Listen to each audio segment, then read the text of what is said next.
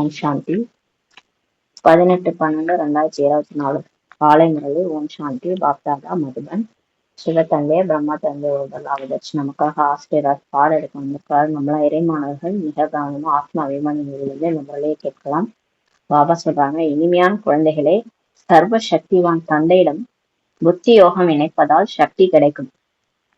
பாபா சர்வ சக்திவான், நம்ம அப்பா சர்வ சக்திவான்.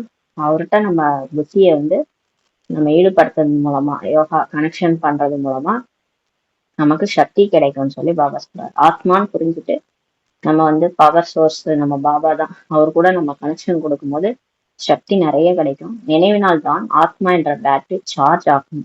நம்ம பாபா நினைக்க நினைக்கதான் நம்மளுடைய ஆத்மா சார்ஜ் ஆகிட்டே இருக்கும். இப்ப அந்த நம்ம போனை அந்த இதுல கனெக்ட் பண்ணுறோம்ல, எலக்ட்ரிசிட்டியில கனெக்ட் பண்ணும்போது அது சார்ஜ் ஆயிடுது இல்லையா? அத மாதிரி பாபா நினைச்சாதான் ஆத்மா சார்ஜ் ஆகுன்றாரு. ஆத்மா பவித்திரமாக தூய்மையானதாக சதோப்பிரதானமாக ஆகிவிடுகிறது. அப்ப ஆத்மா என்னவாயிடுது? பாபா கூட கனெக்ஷன் ஏற்படும்னா தூய்மையாகிடுது. தூய்மையாகி சதோப்பிரதானமா ஆயிடுதுன்றாரு. கேள்வி: சங்கமயுகத்தில் குழந்தைகளாகிய நீங்கள் செய்யும் எந்த ஒரு முயற்சியின் மூலம் பலனாக தேவதை பதவி கிடைக்கிறது? இப்ப நம்ம என்ன முயற்சி செய்யறோம், அதன் மூலமா நமக்கு தேவதை பதவி கிடைக்கிறது. பதில்: சங்கமயுகத்தில் நாம் குளிர்ந்தவராக சீத்தளம் ஆவதற்கான முயற்சியை செய்கின்றீர்கள். இப்ப நம்ம மனசு புத்தி எல்லாம் அப்படியே கூல் ஆயிடுது, குளிர்ச்சி ஆயிடுது. இந்த ஞானத்தை கேட்டு அமைதி ஆயிரும். நம்ம அமைதி தேவை அடைஞ்சு அரைக்காலமா அமைதியற்றவரா இருந்தோம். நம்ம 5 விகாரத்துல போயிட்டு அமைதி இல்லாம தேடிட்டு இருந்தோம். அதனாலதான் நமக்கு உடம்புல பிரச்சனை, எல்லாமே மனசு பிரச்சனை, ஆத்மால சக்தி எல்லாம் குறைஞ்சுது. இப்ப பாபா கிட்ட நமக்கு ஞானம் கிடைக்கிறதுனால நம்ம சீக்கிரமா ஆகுறதுக்கான முயற்சி செய்றீங்கன்றாரு. குளிர்ந்தவர், அதாவது தூய்மையாக ஆவதால் நாம் தேவதையாக ஆகிவிடுகிறோம். நம்ம குளிர்ச்சி ஆயிடுறதுனால நம்ம தூய்மை ஆயிடுறோம். தூய்மை ஆகிறதுனாலதான் நம்ம தேவதை ஆகிறோம்ன்றாரு. அதனாலதான் கோயில்ல அந்த கர்ப்ப கிரகணத்துல நம்ம கிட்ட போனோம்னா அப்படியே ஒரு கூலிங்கா இருக்கும். அந்த வைப்ரேஷன் பாத்தீங்கன்னா மூலவர் இருக்காரு அந்த கோயில்ல, அந்த சாமி குளிர்ச்சியா இருக்கும். அப்ப அங்க போகும்போது நமக்கு அந்த குளிர்ந்த வைப்ரேஷன்ஸ் அனுபவமாகும், அமைதியான வைப்ரேஷன் அனுபவமாகும். அது ஏன்னா நம்மளுடைய அந்த சம்பூர்ண ஸ்திதி குளிர்ச்சி ஆயிடுது. அதனாலதான் பாபா இப்ப குளிர்ந்தவராக ஆகிறதுக்கு முயற்சி செய்கின்றார். குளிர்ந்தவராக ஆகாத வரையும் தேவதையாக ஆக முடியாதுன்னு சொல்றாரு. இப்ப நீங்க குளிர்ச்சியா ஆகணும், அப்பதான் தேவதையாக முடியுன்றாரு. சங்கமத்தில் குளிர்ந்த தேவதைகளாக ஆகி அனைவரின் மீதும் ஞானத்தின் குளிர்ந்த துளிகளை தெளித்து அனைவரையும் குளிர்விக்க வேண்டும். இப்ப நம்ம குளிர்ச்சியாகி எல்லாருக்கும் இந்த ஞானம், நமக்கு புரிஞ்ச ஞானத்தை மற்றவங்களுக்கும் சொல்லி எல்லாரையும் அமைதிப்படுத்தணும், குளிர்விக்கணும்னு சொல்றாரு. எல்லாருடைய வெப்பத்தையும் தணிக்க வேண்டும். இப்ப எல்லாருக்கும் என்னன்னா, ஆத்மா எல்லாமே எப்படி அழிஞ்சிருக்குன்னா அமைதி இல்லாம அழிஞ்சிட்டு இருக்கிறாங்க. உலகத்துல என்ன நடக்கும், ஏது நடக்கும், நம்ம வாழ்க்கை என்ன ஆகும், அப்படியெல்லாம் ரொம்ப டென்ஷனா ஒரே சூடா இருக்கிறாங்க. உலகத்துல எல்லாரும் கோபமா கொதிச்சு எழுறாங்க. எல்லார் மேலேயும் உங்களுக்கு கோபம் வருது. இது என்ன, இது ஒரு நாடகம், இந்த மாதிரி இருக்கு, இது என்ன உலகம், இது இந்த கடவுள் என்ன பண்றாரு, சும்மா இருக்கிறாரு, பார்த்துட்டு இருக்கிறாரு அப்படின்ட்டு எல்லாரும் ரொம்ப கோபத்துல இருக்கிறாங்க. ஏன்னா அவங்களுக்கு வாழ வழி இல்லாம ரொம்ப கஷ்டத்துல இருக்கிறாங்க. அப்ப நீங்க என்ன பண்ணணும், ஞானத்தை சொல்லி எல்லாருடைய வெப்பத்தையும் தணிக்கணும்ன்றாரு. சுயம் தாங்களும் குளிர்ந்தவர் ஆகணும், மேலும் அனைவரையும் ஆக்க வேண்டும் சொல்றாரு. நீங்களும் இந்த ஞானத்தை கேட்டு உங்களை நீங்களே குளிர்ச்சி ஆக்கிக்கங்க. அதே மாதிரி நீங்க எல்லாரையும் அந்த மாதிரி ஆக்கிடுங்கன்னு சொல்றாரு. ஓம் சாந்தி. நாம் அனைவரும் சகோதர சகோதரர்கள் ஆகும் மற்றும் சிவபாபா நாம் அனைவரின் தந்தை ஆவார் என்ற ஒரே ஒரு விஷயத்தை தான் குழந்தைகள் முதலில் புரிந்து கொள்ள வேண்டியிருக்கிறது. ஃபர்ஸ்ட் நம்ம என்ன புரிஞ்சுக்கணும்னா, நம்ம எல்லாரும் சகோதர சகோதரர்கள், ஆத்மாக்கள்னா எல்லாமே ஆண் பெண்ணே கிடையாது, எல்லாமே பிரதர் தான். அதான் யூனிவர்சல் பிரதர்ஹுட்னு கூட சொல்லுவாங்க. எல்லாருமே பிரதர் தான். நம்ம எல்லாருமே கடவுளுடைய குழந்தைகள். இதுதான் நீங்க ஃபர்ஸ்ட் புரிஞ்சுக்கணுன்றாரு. அவருக்கு சர்வ சக்திவான் என்றுதான் கூறப்படுகிறது. கடவுளுக்கு சர்வ சக்திவான். உங்களிடம் சர்வ சக்திகள் இருந்தன, நம்ம கிட்டையும் சர்வ சக்திகள் இருந்துச்சுன்னு சொல்றாரு. ஒரு காலத்துல நம்ம கிட்ட இருந்துச்சு, பாபா கிட்ட என்ன சக்திகள் இருந்ததோ அதெல்லாம் நம்ம கிட்ட இருந்துச்சு. நீங்கள் முழு உலகத்தின் மீது ஆட்சி புரிந்து கொண்டிருந்தீர்கள். நம்ம கிட்ட சர்வ சக்திகள் இருக்கும்போது நம்ம முழு உலகத்தையே ஆட்சி புரிஞ்சோம்னு சொல்றாரு. பாரதத்தில் இந்த தேவி தேவதைகளின் ஆட்சி இருந்தது. நீங்கள் தான் தூய்மையான தேவி தேவதைகளாக இருந்தீர்கள். இதெல்லாம் யார் சொல்றது? கடவுளே சொல்றாரு. உங்களுடைய குலம் அல்லது பரம்பரையில் அனைவரும் நிர்விகாரியாக இருந்தார்கள். பாபா சொல்றார், நீங்க ஆரம்பத்துல நடிக்கும் போது நீங்க ஆத்மா தான், நீங்க நடிச்சீங்க தேவி தேவதையா. அங்க வந்து உங்களுடைய பரம்பரை குலம் எல்லாமே வந்து எல்லாருமே எப்படி இருந்தாங்க, இந்த காமம் கோபம் பற்று ஆசை அகங்காரம் இல்லாம சந்தோஷமா வாழ்ந்தாங்க. யார் நிர்விகாரியாக இருந்தார்கள், யார் இருந்தாங்க, அந்த மாதிரி ஆத்மாக்கள் தான் இருந்தாங்கன்றாரு. இப்போது மீண்டும் நீங்கள் நிர்விகாரியாக ஆகி கொண்டிருக்கிறீங்க. இப்ப நம்ம அதே மாதிரி திரும்ப ஆயிட்டு இருக்கிறோம். சர்வ சக்திவான் தந்தையின் நினைவினால் சக்தி பெற்று கொண்டிருக்கிறீர்கள் சொல்லி பாபா சொல்றாரு. இப்ப நீங்க என்ன நினைச்சீங்கன்னா அந்த மாதிரி ஆயிடுவீங்கன்றாரு. ஆத்மாக்கள் தான் 84 பிரிவின் பாகம் ஏற்று நடிக்கிறார்கள் என்பதை தந்தை வந்து புரிய வைத்திருக்கிறார். நமக்கு சொல்றீங்கிறார், நம்ம வந்து இங்க வர்றது முன்னாடி நமக்கு எத்தனை ஜென்மம் மறுபிறவினா என்ன எதுவுமே தெரியாது. இந்த பிறவிக்கு முன்னாடி பிறவி நம்ம என்னவா இருந்திருப்போம் அப்படிலாம் குழம்பிட்டு இருந்தோம். நமக்கு ஏன் முன் ஜென்மெல்லாம் ஞாபகம் வரலன்னா நம்ம குழம்பிட்டு இருந்தோம். பார்த்தா பாபா சொல்றாரு, நம்ம 84 பிறவி பார்த்து நடிச்சிருக்கோம், அதனால எப்படி ஞாபகம் வரும். அதனால பாபா சொல்றாரு, நீ ஆத்மாக்கள் 84 பிறவி பார்த்து ஏற்று நடிக்கிறாங்கன்ட்டு பாபா புரிய வச்சிருக்காரு. மேக்சிமம் 84 பிறவி, எல்லாரும் 84 பிறவி எடுக்கிறது இல்ல, ஒரு சிலர் தான் 84 பிறவி. சத்தியமத்துல 9 லட்சம் பேர் 84 பிறவி எடுக்கிறாங்க. ஆரம்பத்துல வரவங்க எல்லாரும் 84 பிறவி எடுக்கிறாங்க. அதுக்கப்புறம் வரவங்க அப்படியே 1-2 பிறவி குறைவா எடுக்கிறாங்க. ஆத்மாவில் தான் சதோ பிரதான தன்மையின் வலிமை இருந்தது. இப்ப அந்த ஆத்மால தான் இதே ஆத்மா தான் இப்ப எப்படி இருக்குது, அந்த ஆத்மா எப்படி இருக்கு, மோசமா இருக்குல்ல. இப்ப இந்த ஆத்மா, இதே ஆத்மா தான் ஒரு காலத்துல தூய்மையா இருந்தது. சதோ பிரதான தன்மையின் வலிமை இருந்தது, ஆத்மாக்கள்ல சக்தி இருந்தது. அது பின்னர் நாளுக்கு நாள் குறைந்து கொண்டே போகிறது. அப்புறம் நடிக்க போகும்போது ஆத்மா வந்து இந்த சந்திரன் எப்படி குறைஞ்சிட்டே போய் முழு நிலவா இருந்து பௌர்ணமியா இருந்து அதுக்கப்புறம் அப்படியே கொஞ்சம் கொஞ்சமா தேவிரையா குறையுது இல்லையா, அது மாதிரி சக்தி ஆத்மால மறுபிறவி எடுக்க எடுக்க குறைஞ்சிட்டே போகுதுன்னு சொல்லி பாபா சொல்றாரு. சதோ பிரதான நிலையிலிருந்து தமோ பிரதானமாக ஆகவே வேண்டி இருக்கிறதுன்னு சொல்லி பாபா சொல்றாரு. அப்ப எல்லாருமே கண்டிப்பா தூய்மையான நிலையில இருந்து தூய்மையற்ற நிலையை அடையதான் வேண்டி இருக்குன்றாரு. இது யார் மேலேயும் தப்பு இல்லை, இது டிராமா. எப்படி பேட்டரியின் சக்தி குறைந்து கொண்டே சென்று விடும்போது மோட்டார் நின்று விடுகிறது இல்லையா. இப்ப ஒரு மோட்டார் எல்லாம் நம்ம பேட்டரி ஏற்றி ஒரு மோட்டார் ஓட்டுறோம், அந்த வெஹிக்கல் ஓடுது, திடீர்னு பேட்டரி லோ ஆயிடுச்சுன்னா நின்றுது இல்லையா, அந்த மாதிரிதான் பேட்டரி டிஸ்சார்ஜ் ஆகிடுதுன்றாரு. பேட்டரி ஃபுல்லா அப்படியே அந்த ஆத்மால இருக்கிற பேட்டரி நடிச்சு டிஸ்சார்ஜ் ஆயிடுது. ஆத்மாவின் பேட்டரி முழுமையாக டிஸ்சார்ஜ் ஆகி விடுவதில்லை, இருந்தாலும் ஆத்மால ஃபுல்லா குறைஞ்சிடாதுன்றாரு. ஒரு கோடு மாதிரி இருக்கும், சந்திரன்ல ஒரு கோடு இருக்கும் இல்லையா, அந்த மாதிரி ஒரு கோடு அளவுக்கு சார்ஜ் இருக்கும். ஏன்னா வந்து சுத்தமா சார்ஜ் இல்லைன்னா ஆத்மா வந்து செத்துரும், அப்புறம் ஆத்மாவுக்கு வந்து உடம்பே கிடைக்காது.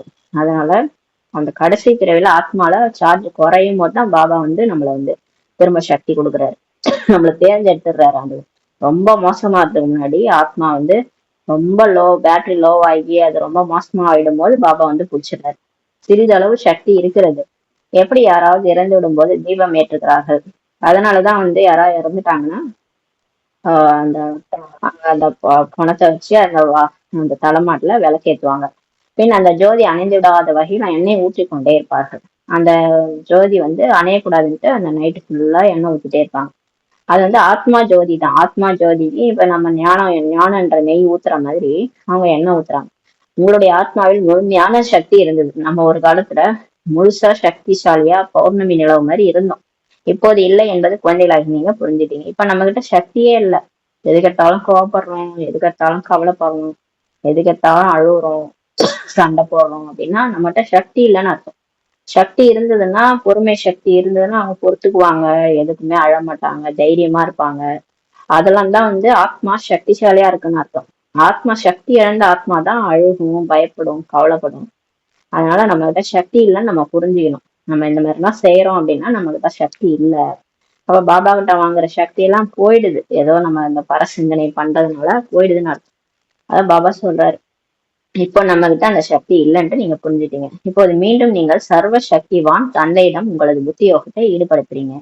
இப்ப நம்ம திரும்ப பாபா வந்துட்டாரு, இந்த குழந்தைகளை இப்படியே விட்டா இவங்க ரொம்ப மோசமாயிடுவாங்கன்ட்டு நம்ம வந்து கனெக்ட் பண்றாரு. இப்ப நம்ம புத்தி யோகத்தை அவரை நினைக்கிறோம், அவர் நினைக்கிறது ஈடுபடுத்தும் போது உங்களுக்குள் சக்தி நிரப்புகிறீர்கள்.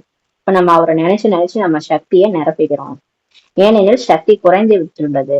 இப்ப செல்போன்ல பேட்டரி லோ ஆயிடுச்சுன்னா நம்ம உடனே என்ன பண்றோம், போய் சார்ஜ் பண்ணாலும் ஃபுல் டே நம்ம போன் யூஸ் பண்ணணும், யாராவது போன் பண்ணுவாங்க, அப்ப நம்ம வந்து சார்ஜ் போடணும்ட்டு போடுறோம்ல. அந்த மாதிரி ஆத்மால கூட சார்ஜ் குறையும் போது நம்ம போயிட்டு சார்ஜ் ஏத்திக்கணும் பாபா கிட்ட.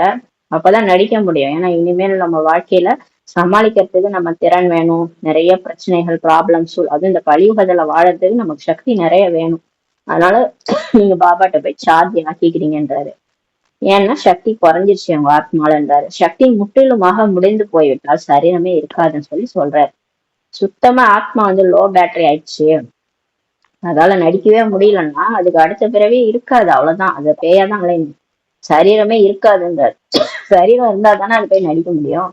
சரீரமே கிடையாது. ஏன்னா ஆத்மா முற்றிலுமா முடிஞ்சு போயிடுச்சுன்றாரு. ஆத்மா தந்தையை நினைவு செய்து முற்றிலும் தூய்மையாக்கி விடுகிறது. இப்ப பாபா ஒரு சான்ஸ் கொடுக்குறாரு நமக்கு. இப்ப அவரை நினைக்கணும். இந்த உடல்ல இருந்துகிட்டு ஆத்மா நம்ம மற்ற விஷயங்கள்ல டைமை வேஸ்ட் பண்ணாம நம்ம பாபா நினைச்சு முற்றிலும் தூய்மையாக ஆகிடுகின்றார்.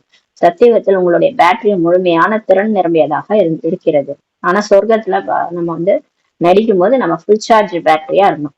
ஃபுல்லா பாபா சக்தி ஏற்றி நம்மளை அனுப்பிச்சார் நடிக்கிறதுக்கு. இப்ப மாமியார் வீட்டுக்கெல்லாம் அனுப்புவாங்கல்ல, சீர் செனப்பெல்லாம் கொடுத்து நல்லா வாழ்ந்துட்டு வா அப்படின்ட்டு அம்மா வீட்டுல எல்லாம் நிரப்பி அனுப்புவாங்களோ, அந்த மாதிரி பாபா ஃபுல் சார்ஜ் பண்ணி ஆத்மாவை அனுப்புறாரு. ஏன்னா 84 பிறவி நடிக்கணும், அதனால ஃபுல்லா சார்ஜ் எடுத்துக்காங்கன்ட்டு யாரெல்லாம் 84 பிறவி எடுத்தாங்களோ அவங்களுக்கு ஃபுல் சார்ஜ் ஆக்கி அனுப்புறாரு. பிறகு மெல்ல மெல்ல கலை, அதாவது பேட்டரி சக்தி குறைந்து கொண்டே செல்கிறது. அப்புறம் போக போக என்ன ஆயிடுது, நம்ம நடிக்க நடிக்க கலைகள் குறையுது. 16 கலைகள் நிரம்பி இருந்தோம், எல்லாருக்கூடயும் நல்லா நண்பரா இருந்தோம், எல்லாரையும் அனுசரிச்சுக்கிட்டு சகிச்சுக்கிட்டு எல்லா கலைகள்லயும் சிறந்தவங்களா வாழ்ந்த நம்ம தான் அப்படியே பேட்டரி குறைஞ்சிச்சு, சக்தி குறைஞ்சிட்டே போயிடுச்சு. கலியுக கடைசியில் ஆத்மாவின் சக்தி ஒரேடியாக குறைந்து விடுகிறது. இப்ப கலியுக கடைசி இல்லையா, இப்ப எல்லாருக்குமே ஆத்மாவுடைய பேட்டரி ரொம்ப குறைஞ்சிருச்சு. ஆற்றல் திவாலாகி விட்டது போல. இப்ப அந்த ஆற்றல் எனர்ஜி குறைஞ்சிருச்சு இல்ல, அந்த மாதிரி ஆயிடுச்சு. ஆத்மால எனர்ஜி குறைஞ்சிருச்சுன்னு சொல்றாரு. தந்தை நினைவு செய்வதால் ஆத்மா மீண்டும் சக்தி நிறைவதாக ஆகிவிடுகிறது. ஆனா இதுக்கு என்ன ஒரே வழி? எல்லாரும் கேக்குறாங்களா, வாழறதுக்கு என்னதாங்க வழி, நம்ம என்னதான் செய்யறது?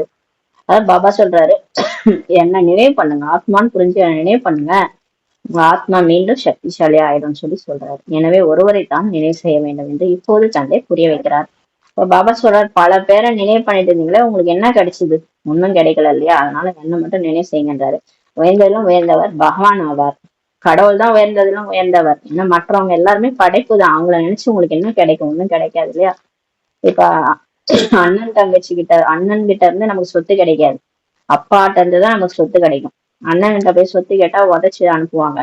அதனால நம்ம என்ன பண்ணணும், பாபா கிட்ட தான் நம்ம சொத்து வாங்க முடியும். பாபா நினைச்சாதான் நமக்கு ஆத்மால சார்ஜ் ஏறும். மற்றபடி மற்ற இந்த தேவி தேவதைகள் எல்லாம் இப்ப கோயில் கட்டி வச்சிருக்காங்களா, அவங்கள போய் நம்ம சாமி கும்பிடுறதுனால அவங்கள்ட்ட இருந்து ஒண்ணும் கிடைக்காது.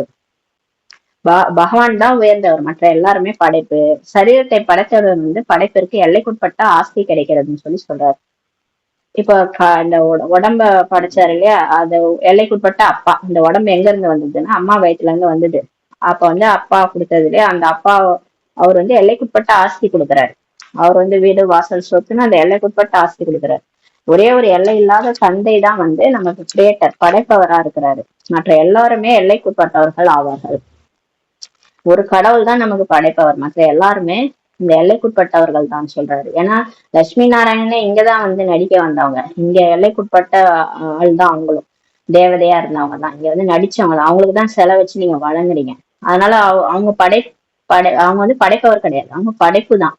அவங்கள்ட்ட போய் நம்ம சாமி கும்பிடுறதுனால வேண்டனால என்ன கிடைக்கும்? ஒண்ணுமே கிடைக்காது. அதுதான் பக்தியில உங்களுக்கு ஒண்ணுமே கிடைக்கல, ஏமாந்துதான் வந்தீங்கன்னு சொல்றாரு. இப்ப நம்ம ஆத்மான்னு புரிஞ்சுக்கிட்டு பாபாவை ஞானம் என்ற நெய் ஊத்தி பாபா நினைக்கிறதுனால நமக்கு ஆத்மால சக்தி கிடைக்கும்.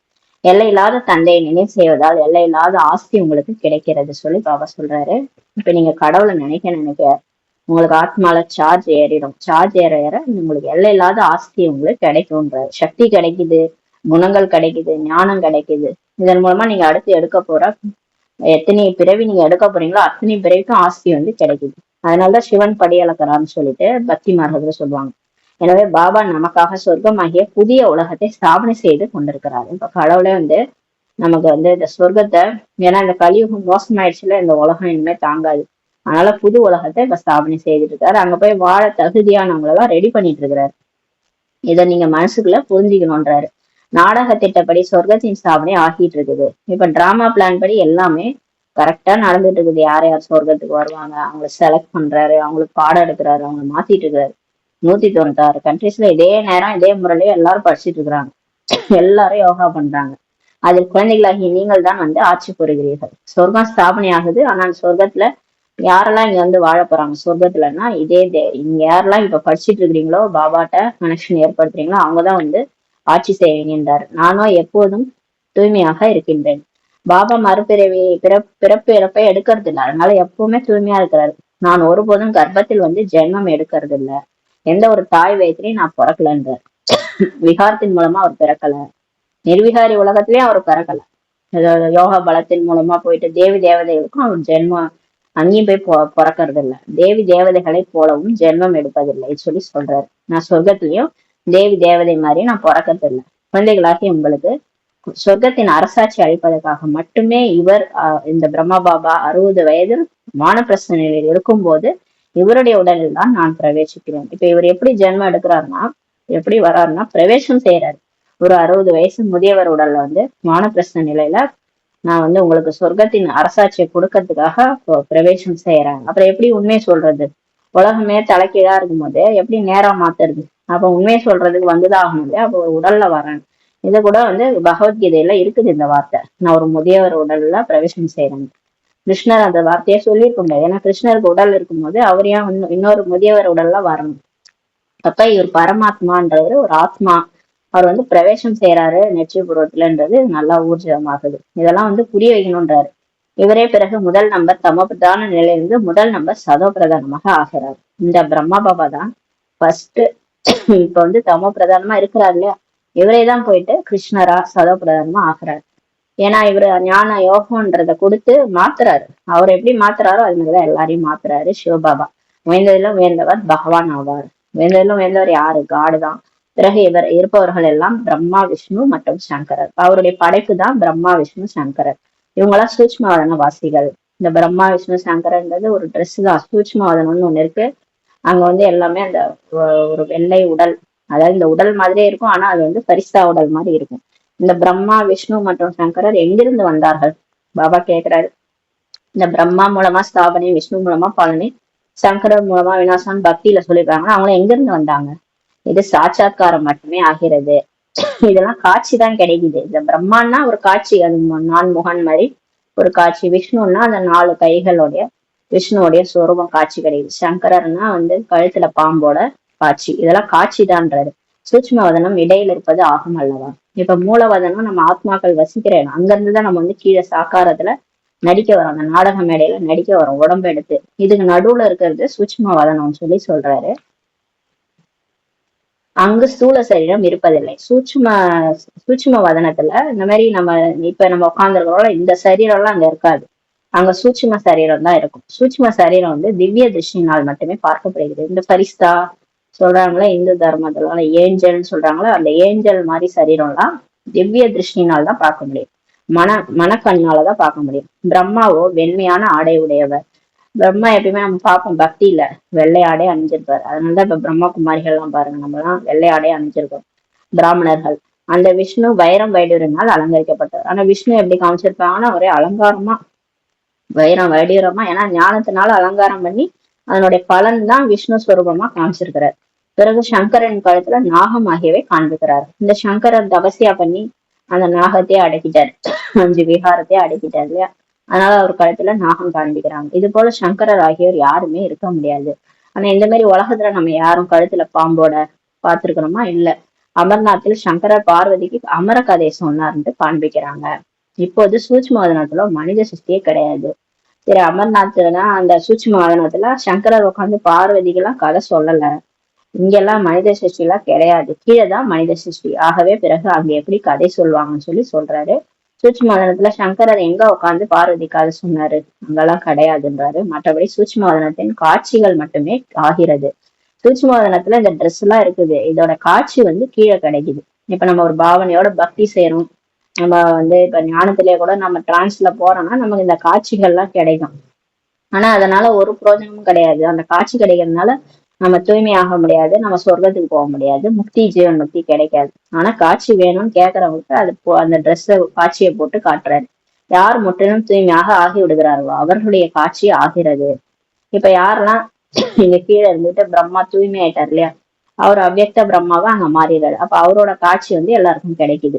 அது மாதிரி இப்ப நம்ம தூய்மை ஆயிட்டோம்னா நம்மளோட காட்சி கூட எல்லாருக்கும் கிடைக்கும்ன்றாரு. யார் முற்றிலும் தூய்மை ஆயிட்டாங்களோ அவங்களுடைய சாட்சாத்காரம் ஆகிறது. இவர்களே பிறகு சத்தியுகத்தில் சென்று சொர்க்கத்தின் அதிபதி ஆகிறார்கள். யாரெல்லாம் இந்த பரிஸ்தாக்களா மாறுறாங்களோ அவங்கதான் போயிட்டு சொர்க்கத்தின் அதிபதியா ஆகிறாங்க. எனவே இவர்கள் மீண்டும் இந்த ராஜபாக்கியம் எப்படி அடைந்தார்கள் என்பது புத்தியில் வர வேண்டும். இப்ப உங்களுக்கு புத்தியில வரணும். எப்படி இந்த லட்சுமி நாராயணன் திரும்ப ராஜபாக்கியம் அடைஞ்சாங்க. சண்டை ஆகியவை ஒன்றுமே நடப்பதில்லை. யாரும் அங்க போய் சண்டை எல்லாம் போடுறதில்லை. தேவதைகள் இம்சை எப்படி செய்வார்கள்? தேவதைகள் வந்து அஹிம்சாவாதி, டபுள் அஹிம்சகர். அதனால அவங்க எப்பயுமே ஹிம்சை எல்லாம் செய்ய மாட்டாங்கன்னு சொல்லி சொல்றாரு.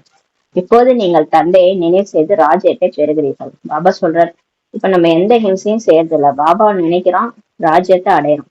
ஒருவர் ஏற்றுக்கொண்டாலும் சரி, ஏற்றுக்கொள்ளாவிட்டாலும் சரி, தேகத்துடன் கூடவே தேகத்தின் எல்லா சம்பந்தங்களையும் மறந்து என் ஒருவனை நினைவு செய்யுங்கள் என்று கீதையிலும் கூட இருக்குது. பாபா சொல்றாரு, யாராச்சும் கேட்டா கேக்குறாங்க, இல்லாட்டினா கேட்காட்டி போறாங்க. நீங்க சொல்லுங்க, கீதையில கூட இந்த வார்த்தை இருக்கு. இந்த தேகம் சம்பந்தப்பட்ட எல்லா விஷயங்களையும் மறந்துட்டு கடவுளை மட்டும் நினைக்கணும். அவர் பரமாத்மா, ஆத்மான்னு உணர்ந்து பரமாத்மாவை நினைவு செய்யுங்கள்ட்டு கீதையில கூட இருக்குன்னு சொல்றாரு. தந்தைக்கோ பற்றுக்கொள்ளும் வகையில் தேகமே இல்லை. இப்ப சிவபாபாவுக்கு யார் மேலே பற்று வருமா? வராது. நம்ம மேலதான் கூட பற்று வராது. ஏன்னா அவர் ஆத்மாவை தான் பாக்குறாரு, உடம்ப பார்க்கல. அவருக்கு பற்று வைக்கிற அளவுக்கு தேகமே கிடையாது. சிறிது காலத்திற்கு இந்த சரீரத்தை லோனாக எடுக்கிறேன்ட்டு தந்தை சொல்றாரு. இப்ப இந்த பிரம்மா பாபா உடம்பு மேல கூட அவருக்கு பற்று கிடையாது. அந்த உடம்பு எப்ப போகணுமோ அது போயிடும் இல்லையா? பிரம்ம பாபா கர்மாதி அடையிற வரைக்கும் அந்த உடம்புல சிவபாபா வராரு, லோனா எடுத்திருக்கிறாரு. இல்லை என்றால் நான் எப்படி நாலேஜ் கொடுக்க முடியும்? பாபா சொல்றாரு, நான் வந்து ஞானத்தை சொல்லணும்னா அப்படி எப்படி வர முடியும்? இவர் உடம்புலதான் வரணும்ன்றார். நான் இந்த கல்ப விருட்சத்தின் உயிருள்ள விதை ரூபமாக இருக்கிறேன். இந்த கல்ப விருட்ச மரத்தினுடைய விதையா கடவுளே இருக்கிறார். விதையில தானே எல்லா ஞானமும் இருக்கும். ஒரு மாமரத்தினுடைய விதைன்னா அந்த விதைக்கு தெரியும் இந்த மரத்துல வந்து மாங்காய் முளைக்கும்ன்றது. அந்த மாதிரி இந்த மனித சிருஷ்டி மரத்தினுடைய விதை வந்து கடவுள். அவருக்கு தெரியும் இந்த மனித மரத்துல யாரெல்லாம் வருவாங்க, இந்த மனித மரம் எப்படி முளைக்கும், இதுல ஃபர்ஸ்ட் இது என்ன தர்மம் வரும், அடுத்து என்னென்ன தர்மம் வரும்ன்றது அவருக்கு தான் தெரியும். அதனால எல்லாமே கடவுளுக்கு தான் தெரியும். இந்த விருட்சத்தின் நாலேஜ், ஞானம் என்னிடம் தான் இருக்கிறதுன்னு சொல்லி சொல்றாரு. இந்த ஞானத்தை தான் நம்ம கொடுக்குறாரு. அவருக்கு சமானமா நம்ம ஆகிட்டோம்னா அவரு மாதிரி ஆயிடுவோம், சக்திசாலியா ஆயிடுவோம். இந்த ஞானத்தை தெரிஞ்சுக்கிட்டாலே போதும், நம்ம கொஞ்சம் அவரு கிட்டக வந்துருவோம். இந்த சிஷ்யின் ஆயுள் எவ்வளவுன்னு சொல்லி கேக்குறாரு பாபா. இந்த சிஷ்யின் ஆயுளும் மொத்தமாவே 5000 வருடங்களுக்கு பாபா நமக்கு சொல்லியிருக்கிறாரு. எப்படி உற்பத்தி, பாலனை மற்றும் விநாசம் ஆகிறதுன்னு சொல்லி கேளுங்க. மனிதர்களுக்கு ஒன்றுமே தெரியாது. நீங்க கேளுங்க, மனுஷங்கள்ட்ட போயிட்டு இந்த சிஷ்யின் ஆயுள் எவ்வளவு, எப்படி இது ஸ்தாபனை ஆகுது, எப்படி பாலனை ஆகுது, எப்படி விநாசம் ஆகுது, மனிதர்கள் எங்க இருந்து வராங்க, இதெல்லாம் கேட்டா ஒண்ணுமே தெரியாதுன்னு சொல்றாரு. அவர்கள் எல்லைக்குட்பட்ட படிப்பை தான் படிக்கிறாங்க. அவங்க படிக்கிறதா டாக்டர், இன்ஜினியர், இந்த மாதிரி படிப்பு தான் படிக்கிறாங்க. தந்தையோ எல்லையில்லாத படிப்பை படித்து குழந்தைகளை உலகத்திற்கே அதிபதி ஆக்குகிறார். இப்ப கடவுள் சொல்லி கொடுக்குற பாடம் வந்து நம்மள எல்லைக்கு அப்பாற்பட்ட உலகத்துக்கு கூட்டு போகுது. அங்க போய் நம்மள அதிபதியா ஆக்குது. பகவான் என்று ஒருபோதும் தேகதாரி மனிதருக்கு சொல்லப்பட முடியாது. பாருங்க, யாரையுமே மனுஷனா இருக்கிறாங்கன்னா அவங்க கடவுளே கிடையாது. மனித உடம்பு இருக்குன்னா அவங்க கடவுளே கிடையாது. பகவான் அவங்களை சொல்ல முடியாதுன்னு சொல்றாரு. இவங்களை கூட பிரம்மா, விஷ்ணு, சங்கரன் கூட தங்களுக்குன்னு ஒரு சூட்சும தேகம் இருக்கிறதுனால அவங்க கூட கடவுள் கிடையாதுன்னு சொல்லி சொல்றாரு. இப்ப வெளியில இருக்கிறவங்க இந்த மனிதர்களை நம்ப மாட்டாங்க. சாமியார், சாது, சன்னியாசிகளை கூட அவங்களாம் கடவுள் கிடையாது சரின்ட்டு மனுஷங்களை நம்பலனாலும் இந்த கோயில்ல போயிட்டு இந்த லட்சுமி நாராயணன், பிரம்மா, சங்கரர் இவங்கெல்லாம் கடவுள் நினைச்சுக்கிறாங்க. பாபா சொல்றாரு, உடம்புல இருக்கிற யாருமே கடவுள் கிடையாது. உடம்பே இல்லாதவர் தான் கடவுள். அவர் வந்து புள்ளியா இருக்கிறாரு. இவங்க எல்லாருமே அவருடைய படைப்பு தான் சொல்லி சொல்றாரு. எனவே இவர்களை கூட பகவான் என்று சொல்ல மாட்டார்கள். இந்த சரீரமோ இந்த தாதாவின் ஆத்மாவின் பீடமாகும். இந்த பிரம்மா பாபா உடல் இருக்குல்ல, அது பிரம்மா பாபாவுடைய ஆத்மாவுடைய பீடம். அது அங்கதான் அவர் வந்து உட்கார்றாரு. அகால பீடம் ஆகும் அல்லவா. இந்த பிரம்மா பாபாவுக்கும் கிடைக்கப்பட்ட உடல் அது. அந்த உடலை தான் இவரும் எடுத்துக்கிறாரு. இப்போது இது அகால பெட்டி தந்தையின் பீடமாகும். அப்ப அந்த உடல் வந்து நந்தி உடல். நந்தியில தானே சவாரி செய்யறான்னு சொல்றாங்க.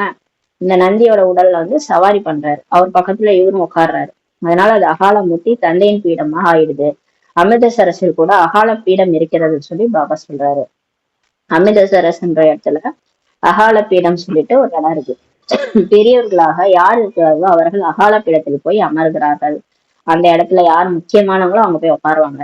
இது அனைத்து ஆத்மாக்களின் அகால பீடமாகும். இப்ப நம்மளுடைய நெற்றி பூர்வம் இருக்குது இல்லையா, அதுதான் நம்மளுடைய அகால பீடம் சொல்லி பாபா சொல்லி புரிய வைக்கிறாரு. ஆத்மாவில் தான் நல்லது அல்லது கெட்டது, தீய சம்ஸ்காரம் எல்லாமே இருக்குது. பாபா சொல்றாரு, ஆத்மா அந்த உடம்புல எந்த நல்லது கெட்டது இல்ல, எல்லாமே ஆத்மாவிலதான் இருக்குது. நம்ம செஞ்ச பாவ புண்ணியம் எல்லாமே ஸ்டோர் ஆயிருக்குது ஆத்மாலன்னு சொல்லி சொல்றாரு. அதனால்தான் இது கர்மங்களின் பலன் ஆகும் என்று கூறுகிறார். பாபா சொல்றாரு, இது எல்லாமே நம்ம கர்மாவினுடைய பலன் தான். நம்ம அனுபவிக்கிறது, நம்ம உடம்பு மூலமா அனுபவிக்கிறது, நம்ம உறவினர்கள் மூலமா துக்கம் அனுபவிக்கிறது, எல்லாமே நம்ம கர்மாவினுடைய பலன் சொல்லி பாபா சொல்றாரு. அனைத்து ஆத்மாக்களின் தந்தை ஒரே ஒருவர் தான் ஆவார். கடவுள் எல்லாருக்கும் ஒருத்தர் தான், கடவுள் ஒருவர் தான். பாபா ஒன்றும் சாஸ்திரங்கள் ஆகியவற்றை படித்து புரிய வைப்பதில்லை. பாபா நமக்கு சாஸ்திரங்கள்லாம் எதுவும் சொல்லி கொடுக்கறது இல்ல, சாஸ்திரத்துல இருக்கிற விஷயத்தெல்லாம் சொல்லி கொடுக்கறது இல்ல. இந்த விஷயங்கள் கூட சாஸ்திரங்கள் ஆகியவற்றில் இல்லை. இப்ப பாபா சொல்லி கொடுக்குற விஷயங்கள் வந்து ராமாயணம், மகாபாரதம், பகவத்கீதையில எல்லாம் கிடையாது. அதனாலதான் மனிதர்கள் கோபப்படுகிறார்கள். இதனாலதான் மனிதர்கள் நம்மளை பார்த்து கோபப்படுறாங்க. இவங்க சாஸ்திரங்களை ஏற்பதில்லை என்று கூறுகிறார்கள். நம்ம எப்ப முரளி படிக்க ஆரம்பிச்சோமோ, பாபா கிட்ட வர ஆரம்பிச்சோமோ, நம்ம வந்து மற்ற விஷயங்களை நம்புறது இல்லை. ஏன்னா அது எல்லாமே பொய்ன்னு பாபா சொல்லிட்டாரு இல்லையா, அது மாவுல உப்பு கலந்த மாதிரி இருக்கும், எந்த விஷயம் உண்மை இல்லை, எதுவும் நடந்தது கிடையாது, எல்லாமே ஒரு மனிதர்களால எழுதப்பட்டது, துவாபர யுகத்துல இருந்து எதுவுமே நடக்கலன்னு சொல்லிட்டாரு. அப்போ சத்தியமானவர் சிவன் சொல்லும் போது நம்ம வந்து அதுக்கப்புறம் பாபா என்ன சொல்றாரோ அதுதான் நம்ம இந்த 4 பக்கம் முரளியை தான் நம்ம வேதமா படிச்சுட்டு இருக்கோம். இது பாபா நமக்கு எல்லாத்தையும் புரிய வச்சுட்டாரு. இதுல வந்து எல்லையற்ற ஹிஸ்டரி ஜாதகவே நமக்கு புரிய வைக்கிறாரு, என்ன நடந்தது, என்ன நடக்க போகுது. அதனால நம்ம வந்து படிக்கிறது இல்லை. அவங்க என்ன சொல்றாங்க, இவங்க சாஸ்திரத்தை ஏற்பதில்லை என்று சொல்றாங்க. சாது சன்னியாசி ஆகியோர் கங்கையில் சென்று ஸ்நானம் செய்கிறார்கள். இந்த சாது சன்னியாசிகள் என்ன பண்றாங்க, கங்கையில போய் குளிச்சுட்டா தூய்மையாயிரலாம்னு நினைக்கிறாங்க. பின் பாவனமாக ஆகிவிட்டார்களா என்ன சொல்லி பாபா கேக்குறாரு. சரி, கங்கையில குளிச்சு யாராவது பரந்தாமம் போனாங்களா, தூய்மை ஆயிட்டாங்களான்னு சொல்லி கேக்குறாரு. திரும்பவும் வந்துதானே அதே வேலையை தானே பண்ணிட்டு இருக்கிறாங்க. சரீரத்தையும் விட முடியல இல்லையா, சரீரத்தை விட்டு பரந்தாமம் போக முடியல, பாபா கிட்டையும் போக முடியல, திரும்பவும் யாரும் போக முடியாது. பாபா சொல்றாரு, நான் வராம யாரும் போக முடியாது, எல்லோரும் பின்னால் செல்வார்கள். எப்படி தேனீக்களின் கூட்டம் செல்கிறது இல்லையா, ராணி தேனீக்கு பின்னாடி எல்லா தேனீகளும் போகும் இல்லையா, அதற்கு பின்னால் எல்லாம் செல்கிறது. அதே மாதிரி பாபாவும் போகாரு, அவருக்கு பின்னாடி எல்லா ஆத்மாக்களும் செல்வார்கள் சொல்லி பாபா சொல்றாரு. மூலவதனத்தில் கூட எல்லா ஆத்மாக்களின் கூட்டம் போலதான் இருக்கும். பரந்தாமத்துல கூட எப்படி இருக்குன்னா ஆத்மாக்களின் கூட்டம் மாதிரி, அந்த தேனீக்கள் கூட்டம் மாதிரி அந்த ஆத்மாவினுடைய கூட்டம் வந்து இருக்கும்ன்றாரு. இங்கு பிறகு இருப்பது அனைத்து மனிதர்களின் கூட்டம். அங்க ஆத்மா கூட்டம் இருக்கும், இங்க கீழே வந்துட்டோம்னா எல்லாம் நடிக்க வந்துட்டு பாப்புலேஷன் வந்து ஏகப்பட்டது எகிரி போச்சு.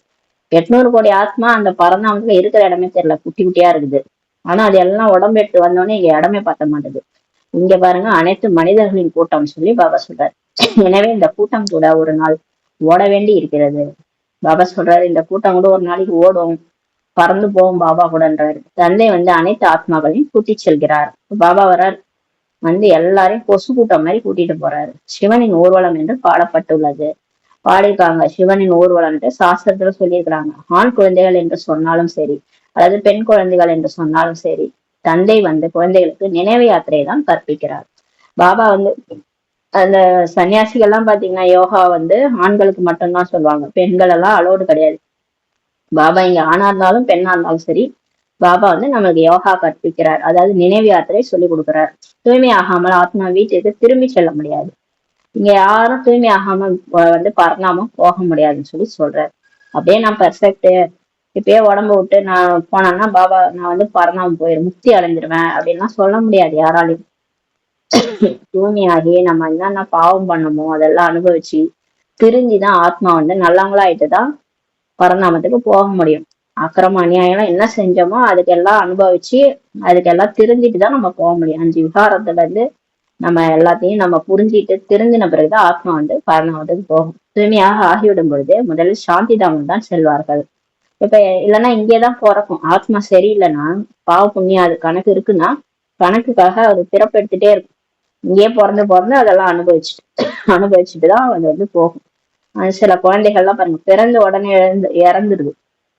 அப்பெல்லாம் அது கணக்கு வழக்கு அது முடிக்குதுன்னு அர்த்தம்.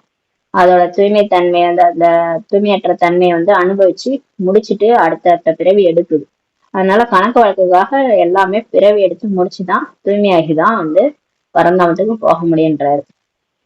யார் தூய்மையாயிட்டாலும் முதல்ல பரந்தாமம் தான் போவாங்கன்றாரு. பிறகுதான் அங்கிருந்து மெல்ல மெல்ல வந்து கொண்டே இருக்கிறார்கள். அதுக்கப்புறம் எல்லாரும் பரந்தாமத்துல இருந்து கீழே வந்து இப்ப நடிக்க வராங்க. விருத்தியாகி கொண்டே இருக்கிறது. இப்ப பாப்புலேஷன் அதிகமாயிட்டே இருக்குது இல்லையா, கீழே ஆத்மாக்கள் மனிதர்களா பிறப்பெடுக்கிறாங்க. பிறப்பெடுக்க பாப்புலேஷன் அதிகமாயிட்டே போகுது. ராஜதானி அமைய வேண்டி இருக்கிறது அல்லவா, எல்லாரும் ஒட்டுமொத்தமாக வருவதில்லை. இங்க பாபா இங்க நம்ம பிகேவா நிறைய பேர் ஆயிட்டே இருக்கிறாங்க. ஏன்னா ராஜதானி உருவாக்கிட்டு இருக்கிறாருல்ல. இப்ப ராஜான்னு இருந்தா நிறைய பிரஜைகள் அவங்களாம் இருக்கணும் இல்லையா, அதனால இங்க நிறைய பேர் வராங்க. எல்லாருமே ஒட்டுமொத்தமாக வர முடியாதுன்றாரு. விருட்சம் இந்த விருட்சம்னா மரம் மரம் மெல்ல மெல்லமா தான் விருத்தி அடைகிறது அல்லவா. இப்ப மரம் போட்டவனே முளைச்சிடாது இல்லையா, விதை போட்டு கொஞ்சம் கொஞ்சமா தான் இலையெல்லாம் அப்புறம் தான் அப்படியே முளைக்கும். அதே மாதிரிதான் இந்த மனித சிருஷ்டி மரம் இப்ப பாபா திரும்ப ஸ்தாபனை பண்ணிட்டு இருக்கிறாரு. அது கொஞ்சம் கொஞ்சமா தான் முளைக்கும்ன்றாரு. முதலில் இருப்பது ஆதி சனாதன தேவி தேவதா தர்மம் தான். இந்த மனித சிருஷ்டி மரத்தினுடைய அந்த தண்டு பகுதி ஆதி சனாதன தேவி தேவதா தர்மம். அது ஸ்தாபனை செய்பவரே கடவுள் தான். அதை தந்தை தான் ஸ்தாபனை செய்கிறார். யார் தேவதையாக ஆக வேண்டியுள்ளதோ அவர்கள் தான் முதலில் பிராமணர்களா ஆகுறாங்க. யார் சொர்க்கத்துக்கு போகணும்னு ஆசைப்படுறாங்களோ, தேவதையாக விரும்புறாங்களோ, அவங்கதான் இங்க பிகேவா ஆகுறாங்கன்னு சொல்லி சொல்றாரு. பிகே ஆகாம நம்மளால சொர்க்கத்துக்கு போக முடியாது. பிகே ஆனாதான் சொர்க்கத்துக்கு போக முடியும். பிரஜாபிதா பிரம்மாவோ இருக்கிறார் அல்லவா, பிரஜைகளின் தந்தை. இங்க பிரஜைகள் இங்கதான் இருக்கிறாங்க. அப்ப அந்த பிரம்மா கூட இங்கதான் இருக்கிறாரு. பிரஜைகளில் கூட சகோதர சகோதரியாக ஆகிவிடுகிறார்கள். இப்ப இந்த பிரஜைகள்ல கூட சிலர் சகோதரன் சகோதரி பிரதர் சிஸ்டரா ஆயிடுறாங்க. பிரம்மா குமார் குமாரிகளாக இங்க அதிகமானோர் ஆகிறார்கள். இப்ப நிறைய பேரு பிரம்மா குமார் குமாரி ஆகுறாங்க. அவசியம் நிச்சய புத்தி உடையவர்களாக தான் இருப்பார்கள். எல்லாருமே நிச்சய புத்தியோட தான் இப்ப வந்திருப்பாங்கன்றார். அதனால்தான் இத்தனை அதிக மார்க்குகள் பெறுகிறார்கள். உங்களிடம் யார் பக்குவமாக இருக்கிறார்களோ அவர்கள் அங்கு முதலில் வருவார்கள். இப்ப நம்ம யார் ஸ்ரீமத் படி நடந்து பக்குவமா இருக்கிறோமோ நம்ம சொர்க்கத்துல முதல்ல வருவோம்னு சொல்றாரு. அரைகுறையாக இருப்பவர்கள் பின்னால் தான் வருவார்கள். யார் ஒழுங்கா பாபா சொல்ற பேச்சு கேட்காம ஸ்ரீமத் படி நடக்காம இருக்கிறாங்களோ, அதாவது 4 பாடம் இருக்குது: ஞானம், யோகம், தாரணை, சேவை. இப்ப ஞானத்தை நம்ம படிக்கணும். படிக்கவே இல்லை, புக்கை தூக்கி ஓரமா போட்டோம்னா நம்மலாம் சொர்க்கத்துக்கு வரவே முடியாது. அதனால ஃபர்ஸ்ட் படிக்கணும், முரளிய படிக்கணும். அப்புறம் யோகா பண்ணணும், பாபாவை நினைக்கணும். பாபாவை நினைச்சிட்டு அந்த கேட்ட ஞானத்தை தாரணை பண்ணணும், வாழ்க்கையில பின்பற்றணும், ஃபாலோ பண்ணணும். அவர் என்ன சொன்னாரோ அதை ஃபாலோ பண்ணணும். அதை ஃபாலோ பண்ணி நம்ம ஃபாலோ பண்ணாதான் நம்ம சொல்ற ஞானம் மத்தவங்களுக்கு போய் புத்தியில பதியும். நம்ம ஃபாலோவே பண்ணாம நம்ம ஞானத்தை சொன்னா யாருமே கேட்க மாட்டாங்க. அப்படியே நீ ஒழுங்கான்னு சொல்லிட்டு கேட்டு போயிடுவாங்க. அதனால நம்ம கேட்ட ஞானத்தை தாரணை பண்ணாம சேவையே செய்ய முடியாது. அதனால பாபா 4 பாடங்கள் வச்சிருக்கிறாரு. இதுலதான் மார்க் போடுறாரு. இதுல நல்ல மார்க் எடுக்கிறவங்க நீங்க பக்குவமானவர்களா ஆகுறீங்க. பக்குவமானவர்களா ஆகிறவங்க சத்தியுகத்துல ஃபர்ஸ்ட் போயிட்டு பிறப்பெடுக்கிறாங்க. அறகுறையா இருக்கிறவங்க பாபா ஒண்ணு சொன்னாருன்னா இந்த காதல வாங்கி அந்த காதல விட்டுட்டு அறகுறையா முரளியும் படிக்கிறது இல்ல, அறவேக்காடு அன்னி கூட சொன்னார்ல, இப்படி அப்படியுமா இருப்பாங்கன்ட்டு. அந்த மாதிரி இருந்தா நம்மளால சொர்க்கத்துல ஃபர்ஸ்டே வர முடியாது, பின்னாடிதான் வருவந்தார். மூலவதனத்தில் அனைத்து ஆத்மாக்களும் இருக்கிறார்கள். இப்ப மூலவதனம் பரந்தாமத்துல எல்லாருமே இருக்கிறாங்க. பிறகு கீழே வரும்போது விருத்தியாகி கொண்டே போகிறது. அப்புறம் கொஞ்சம் கொஞ்சமா நம்ம கீழே வரும்போதுதான் நிறைய மனிதர்களா ஆயிடுறாங்க. சரீரம் இன்றி ஆத்மா எப்படி பாகம் ஏற்று நடிக்கும் பாருங்க. ஆத்மா தான் பாட்டு நடிக்குது. ஆனா ஆத்மாவுக்கு உடல் வேணும். உடல் இருந்தாதான் ஆத்மா நடிக்கும். உடலே இல்லைன்னா எப்படி ஆத்மா நடிக்கும்? இது பாகத்தை ஏற்று நடிப்பவர்களின் உலகம் ஆகும் சொல்லி சொல்றாரு. இது என்ன உலகம் பாருங்க. இந்த உலகத்துல உடல்ல ஆத்மா நடந்துட்டு இருக்குது. அதான் நடந்துட்டு இருக்குது. பாட்டு நடிச்சிட்டு இருக்குது. ஆத்மா உடல்ல பூந்துக்கிட்டு பாட்டு நடிச்சிருக்குது. அப்படிதான் நம்ம பார்க்கணும் எல்லாரையும். இந்த ஆத்மா இந்த உடல்ல பூந்து நடிச்சிட்டு இருக்குது. அவ எல்லாரையும் ஆத்மாவா பாருங்க. அப்ப இங்க எல்லாம் பாகத்தை ஏற்று நடிப்பவர்களுடைய உலகம் இதுன்னு சொல்லி பாபா சொல்றாரு. இது 4 யுகங்களில் சுற்றி கொண்டே இருக்கிறது. இந்த உலகம் 4 யுகமா பிரிச்சிருக்கிறார் பாபா. சத்தியுகம், திரேதாயுகம், துவாபரயுகம், கலியுகம். சத்தியுகத்துல நம்ம போய் தேவதைகளாக ஆரம்பத்துல இருந்தோம். பிறகு சத்திரியரா ஆனோம். அப்புறம் துவாபரயுகத்துல வைசியரா மாறணும். அப்புறம் இப்ப கலியுகத்துல சூத்திரரா ஆயிட்டோம். 4 வர்ணத்தை ஆத்மா கிராஸ் பண்ணுது. நல்லா இருந்த ஆத்மா தான் இப்படி வீணா போயிடுது. இப்போது இது புருஷோத்தம சங்கம் யுகம் ஆகும் சொல்லி சொல்றாரு. இது ஆத்மா உத்தமமாக யுகம். இது இப்ப கடவுள் ஆத்மாவோட சந்திக்கிறார். ஆத்மா பரமாத்மா சந்திச்சு ஞானத்தை சொல்லி போர் நடக்கும் போது அதுல யுத்தத்துல நம்ம ஜெயிக்க வைக்கிறார். மாயாவோட மல்யுத்தம். அதுல அவருடைய ஞானத்தை கேட்டு நம்ம அந்த யுத்தத்தை ஜெயிக்கணும்.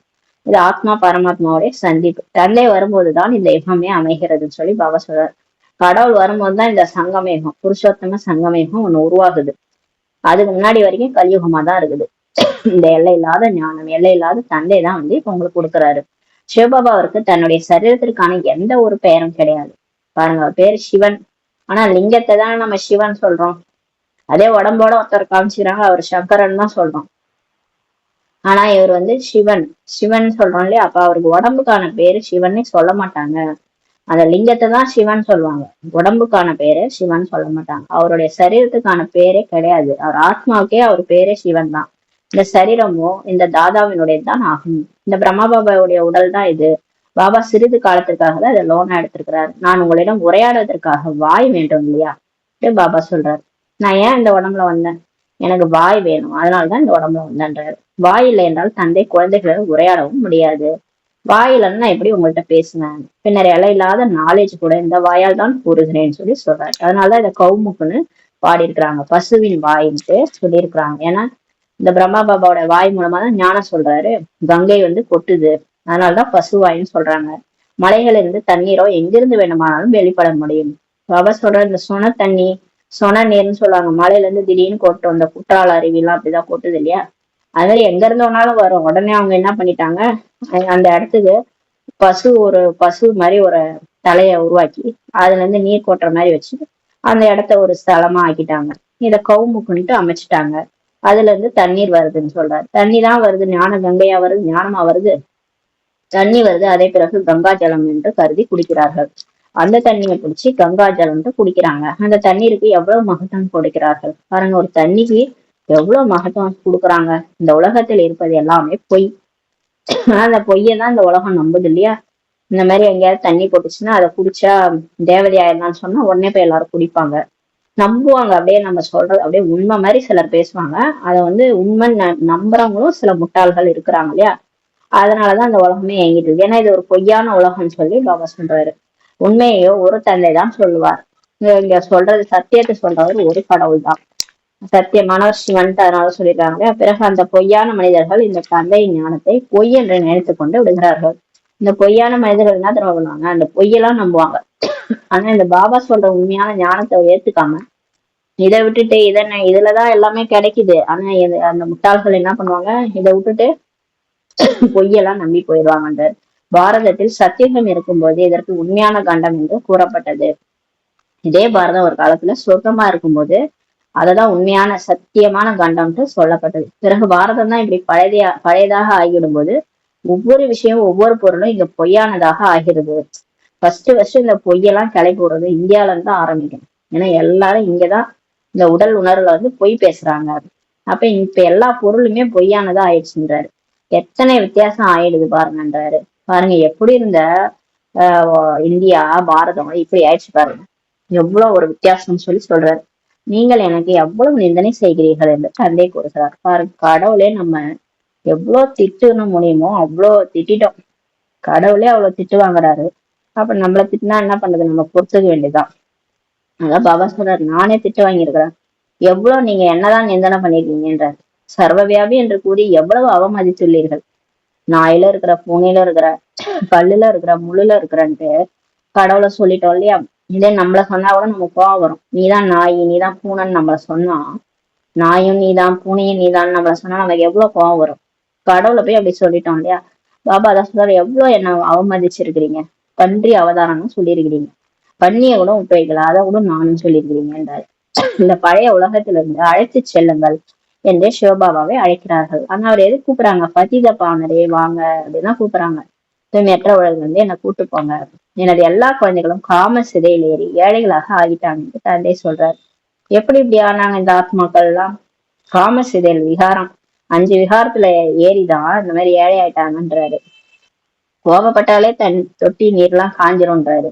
காமத்துல போனா எரிஞ்சு போயிருவீங்கன்றாரு, மூஞ்சியே கருப்பாயிடும், எரிஞ்சு போயிருவீங்க. அவ சுத்தமா செல்வமே போயிடும்ன்றாரு. உங்க வீட்டுல இருக்கிற செல்வம் எல்லாம் போயிரும் நீங்க அதுல போனீங்கன்னா அப்படின்னு சொல்றாரு. நீங்களோ சொர்க்கத்தின் அதிபதியாக இருந்தீர்கள் அல்லவா என்று தந்தை குழந்தைகளுக்கு கூறுகிறார். பாபா சொல்றாரு, நீங்க ஒரு காலத்துல சொர்க்கத்துக்கே அதிபதியா இருந்தீங்க, அப்ப நீங்க நிர்வீகாரியா இருந்தீங்க, அதனாலதான் அவ்வளவு செல்வம் இருந்தது, நினைவுக்கு வருகிறதான்னு சொல்லி சொல்றாரு. உங்க ஞாபகம் இருக்கா? இந்த கோமா பேஷண்ட்ல கேட்பாங்க இல்லையா, அந்த மாதிரி கேட்கிறாரு. குழந்தைகளுக்கு தானே இப்ப புரிய வைக்கிறார். அவர் யாருக்கிட்ட போய் பேசுவாரு? யார் நம்புறாங்களோ, யார் அவருடைய குழந்தையோ அவர்கிட்ட தானே பேசுறாரு, அவங்கள்ட்ட தான் புரிய வைக்கிறாரு. முழு உலகத்திற்கோ புரிய வைக்க மாட்டார். ஏன்னா நம்பாதவங்கள்ட்ட நான் போய் எதுக்கு புரிய வைக்கணும்ன்றாரு. முழு உலகத்துக்கு தான் நான் புரிய வைக்க மாட்டேன், நீங்க தான் போய் மத்தவங்க புரிய வைக்கணும்ன்றாரு. குழந்தைகள் தான் தந்தையை புரிந்துள்ளார்கள். அப்பா எப்படின்னு குழந்தைகளுக்கு தானே தெரியும். என்ன என்ன புரிஞ்சுக்கிட்டவங்க நீங்க தான். அப்ப நீங்க தான் போயிட்டு இந்த விஷயங்கள் எல்லாம் உலகத்துக்கு புரிய வைக்கணும்னு சொல்றாரு. உலகத்திற்கு இந்த விஷயங்கள் பற்றி என்ன தெரியும் சொல்லி சொல்றாரு. இந்த மாதிரி எல்லாம் ஒரு விஷயம் நடக்குதுன்றது அவங்களுக்கு என்ன தெரியும், உங்களுக்கும் எனக்கும் தான் தெரியுன்றாரு. எல்லாவற்றையும் விட பெரிய முள் காமத்தினுடையது ஆகும், பெயரே பதித்த உலகம் என்பதாகும். இப்ப எதுக்கு இந்த உலகம் இவ்வளவு மோசமா இருக்கு, இந்த முள் பெரிய முள் இது. இதனாலதான் இப்ப நிறைய குற்றங்கள் நடக்குது. அதை வச்சு நம்ம கண்டுபிடிக்கலாம். சின்ன குழந்தைகளை கூட கொல்றாங்க, சின்ன சின்ன பையனை கூட விட மாட்டாங்க, பொண்ணுங்களே விட மாட்டாங்க. அந்த அளவுக்கு அந்த காம விகாரம் முள்ளு மாதிரின்றாரு, பெரிய விகாரம்ன்றாரு. அதனாலதான் இந்த உலகமே தூய்மையற்ற உலகமா இருக்குன்றாரு. சத்தியுகம் என்பது 100% தூய்மையான உலகம் சொல்லி பாபா சொல்றாரு. சத்தியுகத்துல அப்படி கிடையாது. அங்க எல்லாருமே சந்தோஷமா இருப்பாங்க, யாருக்குமே ஆபத்து பிரச்சனைன்னு சொல்லவே மாட்டாங்க. அங்க எல்லாருமே நடு நைட்ல 12 மணிக்கு கூட நம்ம அந்த நகையெல்லாம் போட்டு போலாம், யாரும் நம்மள எதுவும் செய்ய மாட்டாங்க. அந்த அளவுக்கு தூய்மையான உலகம் அது. மனிதர்கள் தான் தூய்மையான தேவதைகளுக்கு முன்னால் சென்று வணங்குகிறார்கள். இப்ப இந்த மனுஷங்க தான் போயிட்டு லட்சுமி நாராயணன் கோயில்ல போய் வணங்குறாங்க. நிறைய பக்தர்கள் சைவ உணவு உட்கொள்பவர்களாக இருக்கிறார்கள் என்றாலும் கூட விகாரத்தில் செல்வதில்லை என்று சொல்ல முடியாது. இப்பவும் நிறைய பக்தர்கள் இருக்கிறாங்க, அவங்க அசைவம் சாப்பிடறது இல்ல, சைவம் தான் வீகன் எல்லாம் சில பேர் சொல்லிக்கிறாங்க. அசைவம் சாப்பிடாம சிலர் இருக்கிறாங்க பக்தர்கள். ஆனாலும் அவங்க விகாரத்துல போயிடுறாங்க. அந்த விகாரம் போகிறது இல்லைன்னு சொல்ல முடியாது, அவங்களுக்கு 5 விகாரமும் இருக்குது. அப்படியும் நிறைய பால பிரம்மச்சாரிகள் கூட இருக்கிறாங்க. சிலர் சின்ன வயசுல இருந்தே இந்த மாதிரி அந்த அசைவ உணவு சீச்சி உணவு எல்லாம் சாப்பிடறது இல்ல, அப்படியே பிரம்மச்சாரியாவும் இருக்கிறாங்கன்றாரு. சன்னியாசிகள் கூட நிர்விகாரி ஆகுங்கள் என்றுதான் சொல்றாங்க. இப்ப நிறைய சாது சன்னியாசிகள் இருக்காங்க, அவங்க கூட காமத்தை எல்லாம் விடுங்க, கல்யாணம் பண்ணிக்காதீங்கன்னு தான் சொல்றாங்க. சிலர் நிர்விகாரி ஆகுங்கள்லாம் சொல்றாரு. ஆனால் பதித்த நிலையிலிருந்து பாவனமாக ஆக முடியுமா என்ன? இருந்தாலும் அவங்க சன்னியாசிகள் சொன்னா தூய்மையற்றதுல இருந்து தூய்மை ஆயிடுவாங்களா, பாவம் பண்ணாம இருப்பாங்களான்னா கிடையாது. கண்டிப்பா கோபப்படுவாங்க, அடிப்பாங்க, உதைப்பாங்க. ஏன்னா சன்னியாசிகள் கோபம் தப்புன்னு சொல்றதே இல்லை, ஏன்னா அவங்களுக்கே கோபம் வரும். அதனால அவங்க தூய்மையா இருக்கிறாங்க, அவ்வளவுதான். வீட்டை விட்டு போய் தூய்மையா இருக்கிறாங்க. மற்றபடி அவங்களுக்கு கோபம் எல்லாம் இல்லைன்னா சொல்ல முடியாது. ஏன்னா அவங்க பிறக்கிறதும் தாய் வயிற்றுலதான் பிறந்து வந்திருக்கிறாங்க. அதனால அவங்களுக்கும் சில இந்த மாதிரி கோபம், பற்று, ஆசை, அகங்காரம் எல்லாம் இருக்கும். அதனால தூய்மை அவங்க சொல்லி யாரும் தூய்மையாக முடியுமா என்னன்னு சொல்லி சொல்றாரு. இல்லை, பதித்த பாவன தந்தையின் ஸ்ரீமத் என்று யாருமே தூய்மையற்ற நிலையிலிருந்து தூய்மையாக ஆக முடியாது. பாபா சொல்றாரு பாருங்க, இந்த உலகத்துல யாரையும் தூய்மையாக முடியாது. திருந்துனா யாராவது திருந்துவாங்களா? நம்மளே திருந்த மாட்டோம், மத்தவங்களை நம்ம சொல்லி மத்தவங்க எப்படி திருந்துவாங்க? எந்த மனிதர் சொல்லியும் எந்த மனிதரும் திருந்த முடியாது. கடவுளே வந்துதான் திட்டுவார். கடவுள் என்ன பண்ணுவாரு? ஸ்ரீமத் கொடுப்பார், உயர்ந்த வழி. அவரோட உயர்ந்த வழி இல்லாம யாரும் தூய்மையாக முடியாது. பக்தி என்பது இறங்கும் கலையின் மார்க்கமாகும் சொல்லி சொல்றாரு. நீங்க பக்தி செஞ்சீங்கன்னா நீங்க கடவுளை தேடி தேடி அலைவீங்க, கோயில் கோயிலா அலைவீங்க. நீங்க கையேந்திதான் நிப்பீங்க, என்னைக்குமே கொடுக்குறவரா மாற மாட்டீங்க. கொடுக்குறவங்கதான் ஏறும் கலையில போவாங்க. அதாவது எனக்கு அன்பு வேணும், அமைதி வேணும், வேணும் வேணும்னு கேக்குறவங்க தான் பக்தி செய்யறவங்க, பக்தர்கள். எதுவுமே எனக்கு வேணாம், நான் நிறைஞ்சிருக்கேன், திருப்தியா இருக்கேன், எனக்கு கடவுள் இருக்காரு, என் கூடவே இருக்காரு, நான் எல்லாம் கொடுக்குறேன் அப்படின்னு நினைக்கிறவங்க ஞானி. அப்ப பக்தி வேணுமா, ஞானி வேணுமா? பக்தின்றது இறங்கும் கலைன்னு சொல்லி சொல்றாரு. ஞானம்ன்றது ஏறும் கலையில போறீங்க. எனவே எப்படி பாவனமாக ஆக முடியும்? அப்ப பக்தியில எப்படி நீங்க தூய்மை ஆவீங்கன்னு சொல்லி சொல்றாரு. அது இறங்கும் கலை. நான் ஒரு வேஸ்ட்ன்னு சொல்லிக்குவாங்க, அப்புறம் எப்படி மாறுவாங்க? மாறவே மாட்டாங்க. அந்த 5 விகாரத்துல போயிட்டு பக்தியும் பண்ணிட்டு இருப்பாங்க, கடவுள் முன்னாடி போயிட்டு தலை வணங்குவாங்க. பாபா ஞானத்துல நம்மள தூய்மையானவர்களா ஆக்கி அனைவரும் தலை வணங்கக்கூடியவரா மாத்துறாரு. தூய்மை ஆனோம் என்றால் வீட்டிற்கு சென்றுவிட முடியும். பாபா சொல்றாரு, பக்தி பண்ணாலும் சரி, ஞானத்துல இருந்தாலும் சரி, தூய்மை ஆனாதான் நீங்க வீட்டுக்கே போக முடியும்னு சொல்லி சொல்றாரு. பிறகு சொர்க்கத்தில் வந்து விடலாம். தூய்மை ஆயிட்டோம்னா நம்ம சொர்க்கத்துக்கு வந்துடலான்றார். சத்தியுக தேவி தேவர்கள் எப்போதாவது வீடு வாசலை விடுகிறார்களா என்ன சொல்லி பாபா கேட்கிறாரு. சொர்க்கத்துல பாபா தேவி தேவதைகளை படைச்சார்ல, அவங்க என்னைக்குமே வீட்டை விட்டு போனதே கிடையாது. எனக்கு இவங்களோட பிரச்சனையாகுது, நான் காட்டுக்கு போறேன்ட்டு போக மாட்டாங்க. அவர்களுடையது எல்லைக்குட்பட்ட சன்னியாசம். இந்த சன்னியாசிகளுடையது, சாது சன்னியாசிகள் எல்லைக்குட்பட்ட வைராகியம். வீடு வாசலை விட்டு காட்டுக்கு போயிடுவாங்க, ஆனா எந்த விகாரமும் நம்மளால விட முடியாது. எதுவுமே நம்ம அந்த 5 விகாரம் நம்மள்ட்ட வந்து போகாது. கடவுள் யாருன்னு தெரியாது. வீடு பாபா வந்து இங்க நமக்கு எல்லையில்லாத சன்னியாசம் செய்ய வைக்கிறார். உங்களது எல்லையில்லாத சன்னியாசம். நம்ம வீடு வாசல விட மாட்டோம். ஆனா வீட்டுக்குள்ளே இருந்துட்டு முழு உலகம், நண்பர்கள் மற்றும் உறவினர்கள் ஆகிய அனைத்தையும் சன்னியாசம் செய்கிறீர்கள். இப்ப நம்ம வீட்லயே புத்தி மூலமா எல்லாத்தையும் மறந்துட்டு ஒரு பாபா மட்டும் நினைக்கிறோம். இதுதான் வந்து எல்லைக்கு அப்பாற்பட்ட சன்னியாசம். உங்களுக்காக இப்போது சொர்க்கத்தின் சாதனை ஆகி கொண்டிருக்கிறது. பாபா சொல்றாரு, நீங்க தூய்மையாயிட்டீங்கன்னா உலகத்துல சொர்க்கம் வந்தே ஆகணும். உலகத்தை மாத்தியே ஆகணும். நீங்க எல்லாரும் தூய்மையாயிட்டீங்கன்னா, நீங்க தேவதை ஆயிட்டீங்கன்னா உங்களுக்காக இந்த வீடு என்ன ஆகும்? புதிய வீடு ஆயிடும்ன்றாரு. அதனால இப்ப வந்து சொர்க்கம் வரப்போகுது. உங்களுடைய புத்தி சொர்க்கத்தின் பக்கம் தான் இருக்கிறது. இப்ப நம்ம எல்லாருக்குமே இந்த உலகம் பிடிக்கல இல்லையா? இது ஏன் பாபா, இது நல்லாவே இல்லை, ஒரே தூய்மையற்ற உலகமா இருக்குதுன்ட்டு நமக்கு பிடிக்க மாட்டேது. தூய்மையாக நமக்கு இந்த உலகம் பிடிக்காம போயிடுது. அப்ப சொர்க்கத்தின் பக்கம் நம்ம புத்தி போகுதுன்றார். மனிதர்களோ நரகத்திலேயே தொங்கி கொண்டிருக்கிறார்கள். இந்த மனிதர்கள் பாருங்க, இங்கேதான் வாழணும் அப்படின்னு நினைக்கிறாங்க, நரகத்திலேயே தொங்கிட்டு இருக்கிறாங்க. குழந்தைகளாகிய நீங்கள் தந்தை நினைவில் தொங்கி கொண்டிருக்கிறீர்கள் சொல்றாரு. நம்ம பாபா நினைவுல தொங்கிட்டு இருக்கிறோம். உங்களை குளிர்ந்த தேவிகளாக ஆக்குவதற்காக ஞான சிதை மீது அமர்த்தப்படுகிறது. இப்ப நம்மளை குளிர்ச்சியா ஆக்குறதுக்காக நம்ம கூட எரிஞ்சிட்டுதான் இருந்தோம், கோவப்பட்டுக்கிட்டு எல்லாம் பழையபடி அந்த கலியுகத்துல அப்படிதான் வாழ்ந்துட்டு இருந்தோம். இப்ப ஞானம் ஆனதுல இருந்து நம்ம அமைதி, ஞானம் கிடைச்ச பிறகு நம்ம அமைதி ஆயிட்டோம். இப்ப உங்களை குளிர்ந்த தேவிகளாக ஆக்குவதற்கு பாபா ஞான சிதை மீது அமர்த்தப்படுகிறதுன்னு சொல்றாரு. குளிர்ச்சி என்ற வார்த்தைக்கு எதிர்ப்பதம் தான் வெப்பம் என்பதாகும் சொல்றாரு. உங்களுடைய பெயரே சீதலா தேவி தான். நீங்க வந்து அந்த எல்லா விகாரத்தையும் அழிச்சிட்டு நீங்க அப்படியே சீத்தலமா ஆயிடுவீங்க. அதனாலதான் வந்து தேவிக்கு சொல்லுவாங்க, தேவி கோவப்படும் போது அப்படியே சாந்தி சாந்தி சாந்தின்னு சொல்லி முடிப்பாங்க. அப்படியே அமைதியாயிடுவாங்க தேவி. அசுர வதம் பண்ணிட்டு அம்மன் வந்து கடைசியா சாந்தி சாந்தின்னு சொல்லி முடிப்பாங்க. அந்த மாதிரி நம்மளுடைய விகாரத்தை எல்லாம் வதம் பண்ணிட்டு யோகா அக்னியில, பாபா நினைவுல யோகா அக்னியில எல்லா நமக்குள்ள இருக்கிற விகாரத்தை அழிச்சிட்டு நம்ம அப்படியே சாந்தி சாந்தின்னு அமைதியா சீதலா தேவியா உட்காந்துருவோம். அதுதான் நம்மளுடைய அந்த தேவதை சுரூபம். உங்களுடைய பெயரே சீதலா தேவின்னு சொல்லி பாபா சொல்றாரு. ஒருவர் மட்டும் இருக்க மாட்டார் அல்லவா? இந்த ஒரு சீதலா தேவி கிடையாது. ஒரு கடவுள், ஒரு லட்சுமி நாராயணனா ஒருத்தவங்க தான் அப்படி கிடையாதுன்றாரு பாபா. நீங்க கோயிலுக்கு போனீங்கன்னா எல்லாம் லட்சுமி நாராயணனா ஹையஸ்ட், அவங்க ஒருத்தவங்க தான் அப்படின்னு நினைச்சுக்காதீங்க, நிறைய பேர் இருக்கிறாங்கன்றாரு. 108 திவ்ய பிரதேசங்கள்ட்டு பாடுறீங்க இல்லையா? அப்ப 108 லட்சுமி நாராயணன் இருக்கிறாங்க. அது மாதிரி சீதலா தேவி, ஏகப்பட்ட சீதலா தேவி இருக்கிறாங்க. ஒவ்வொரு பிகேவும் சீதலா தேவி தான். பாரதத்தை குளிர்ந்ததாக ஆக்கியவர்கள் அவசியம் நிறைய பேர் இருப்பார்கள். இந்த முழு பாரதத்தையும் குளிர்ச்சி ஆகணும். அப்ப நிறைய பிகேஸ் இருக்கணும் இல்லையா? நிறைய பேர் அந்த மாதிரி இருப்பாங்க. இச்சமயத்துல அனைவரும் காமசிதையில் எரிந்து கொண்டிருக்கிறார்கள். ஆனாலும் இப்ப வந்து பாபா வந்து ஞானம் கொடுத்துட்டு இருக்கிறாரு, இன்னும் யாரும் மாறல. இந்த சமயம் எல்லாரும் காமசிதையில எரிஞ்சிட்டு இருக்கிறாங்க. உங்களுடைய பெயர் இங்கு சீதலா தேவிகள் என்பதாகும். இப்ப நம்ம பெயரே சீதலா தேவின்றார். நீங்கள் குளிர்விக்கக்கூடிய குளிர்ந்த துளிகளை தெளிக்கக்கூடிய தேவிகள் ஆவிகள்.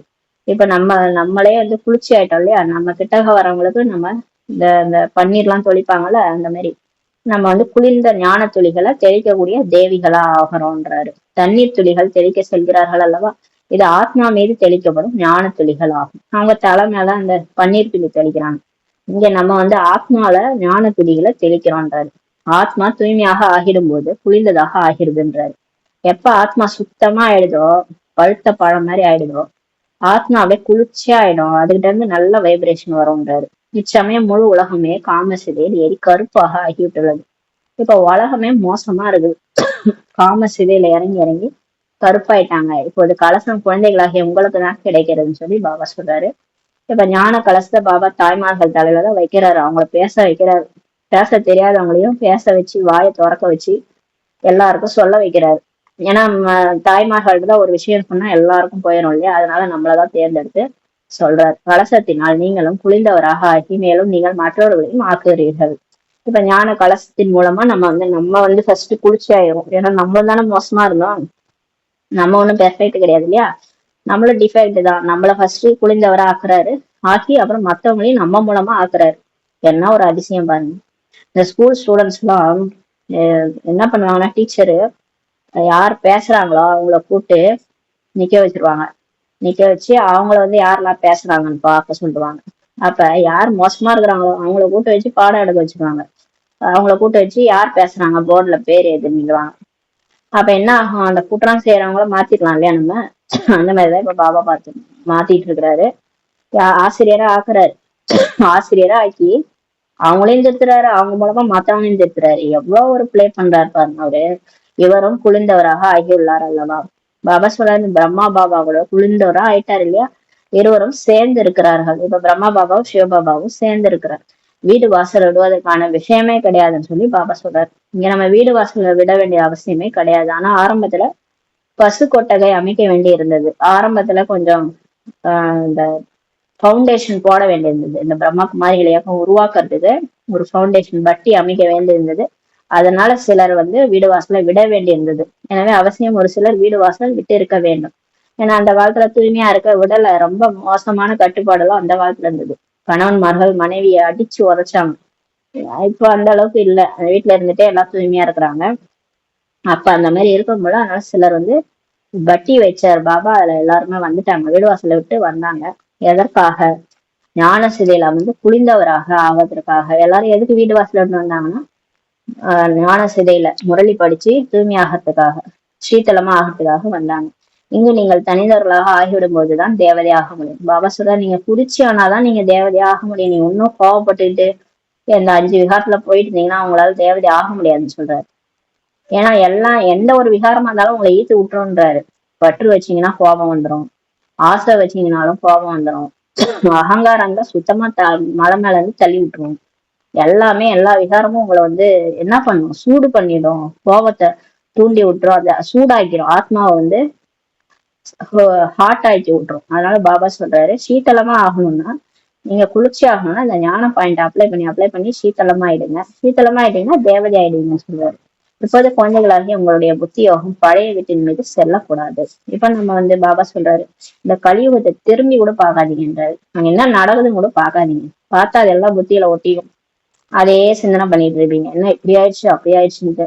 அதெல்லாம் அவங்கவுங்க கர்ம கணக்கு முடிக்கிறாங்க. நீங்க வேடிக்கை மட்டும் பாருங்க, எதையும் பார்க்காதீங்க. அதன் மீது உங்க புத்தி போகக்கூடாது. தந்தையுடன் கூட புத்தி இணைந்து கொண்டே இருக்க வேண்டும். எப்பயுமே பாபா நானு பாபாவையே நினைக்கணும். ஏனெனில் நீங்கள் அனைவரும் தந்தையுடன் கூடவே வீட்டுக்கு செல்ல வேண்டும். பாபா கூடவே பக்கத்துல உட்காந்துட்டு போகணுமா இல்ல பின்னாடி வரீங்களான்னு கேக்குறாரு. இந்த மணமகன் மணமகள் ஊர்வலத்துல பக்கத்துல மணமகளா போனோம்னா பாபாவையும் இப்ப அதிகமா நினைக்கணும். அப்பதான் அவர் பக்கத்துல உட்காந்து போக முடியும். இல்ல நம்ம எப்பயும் போல சாதாரணமா இருக்கிறோம்னா நம்ம பின்னாடி கொசு கூட்டம் மாதிரி இந்த மணமகள் ஊர்வலத்துல பின்னாடி வருவாங்க பாருங்க சில பேர். அந்த மாதிரிதான் நம்ம போகணும்.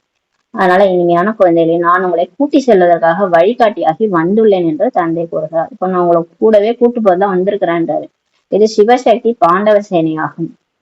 இது எப்பேற்பட்ட சேனை தெரியுமா? இது சிவனே உருவாக்குற சிவசக்தி பாண்டவ சேனை. நீங்கள் சிவனிடமிருந்து இப்ப சக்தி எடுப்பவர்கள் ஆவீர்கள். இப்ப பாபா நினைக்க நினைக்க நம்ம சக்தி கிடைக்குது, சும்மா எல்லாம் கிடையாது. ஒரு செகண்ட் நினைச்சுன்னா சக்தி இறங்குது, பவர் இறங்குது உள்ளார. சும்மா ஒரு நினைச்சாலே போதும், பவர் ஆத்மால இறங்கிட்டே இருக்கு, சார்ஜ் ஆயிட்டே இருக்கு. அதனால இப்ப நீங்க சிவன்கிட்ட இருந்து சக்தி எடுப்பவங்கன்னு சொல்றாரு. அவர் சர்வ சக்திவான் ஆவார். அவரால் கொடுக்க முடியாது எதுவுமே கிடையாது, எல்லாமே கொடுப்பார். சர்வ சக்திவான் அவர். மனிதர்களோ இறந்தவர்களை பரமாத்மா உயிர்ப்பிக்க முடியும்னு நினைக்கிறாங்க. அவங்க என்ன நினைக்கிறாங்க? கடவுள் நினைச்சா செத்தவங்களை கூட உயிரோட கொண்டு வர முடியும். ஆனா பாபா சொல்றாரு, செல்லமான குழந்தைகளே, இந்த நாடகத்தில் ஒவ்வொருவருக்கும் அழிவில்லாத பாகம் கிடைச்சிருக்கிறது.